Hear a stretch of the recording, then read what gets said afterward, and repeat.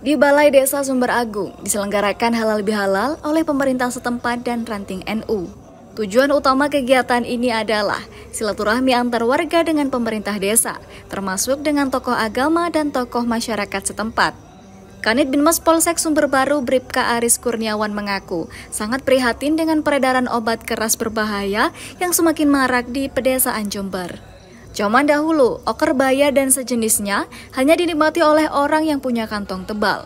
Namun sekarang sebaliknya, pil koplo cukup populer di kalangan remaja miskin karena untuk mendapatkan obat keras berbahaya cukup mempunyai uang beberapa ribu rupiah saja. Seperti pil kuning jenis dextro atau putihan jenis trihexypenidil. Jika dikonsumsi melebihi dosis sudah bisa mabuk hingga overdosis dan meninggal dunia. Bahkan remaja miskin juga kerap mencampur obat batuk sirup dengan kuku bima ataupun alkohol dicampur kuku bima, termasuk menggunakan lem ban sepeda sebagai cara untuk mabuk. Kanit berharap kepada para orang tua untuk lebih jeli mengawasi tingkah laku putra-putrinya karena faktor dominan adalah lingkungan termasuk pergaulan bebas.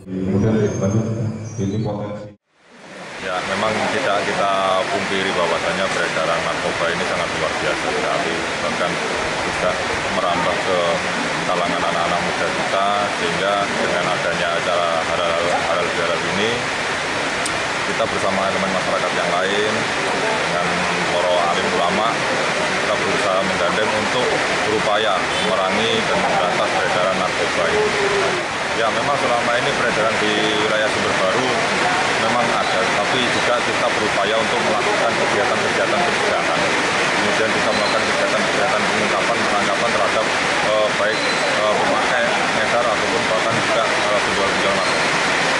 Ya, harapan kita bahwasanya dengan adanya sosialisasi ini, kita juga bisa menggandeng para orang tua untuk juga bisa memberikan sosialisasi ke anak-anaknya bahwasanya apa juga dampak bahaya penggunaan narkoba sehingga bisa meminimalisir anak-anak muda kita, adik-adik kita dalam penggunaan narkoba.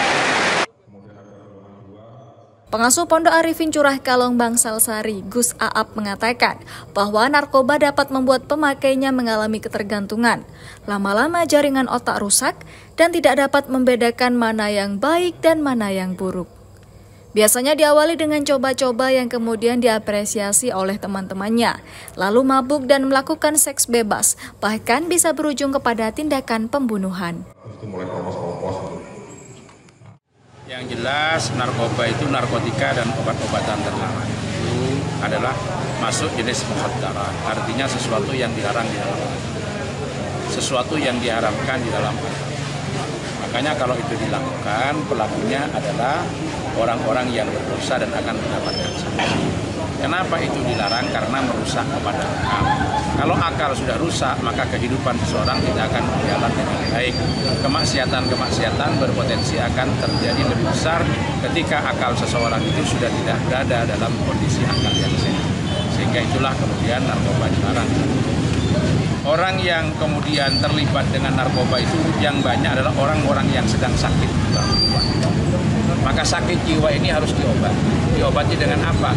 Dengan ilmu yang kemudian menguatkan terhadap keimanan dan ketakwaan, serta disibukkan dengan hal-hal yang bermanfaat.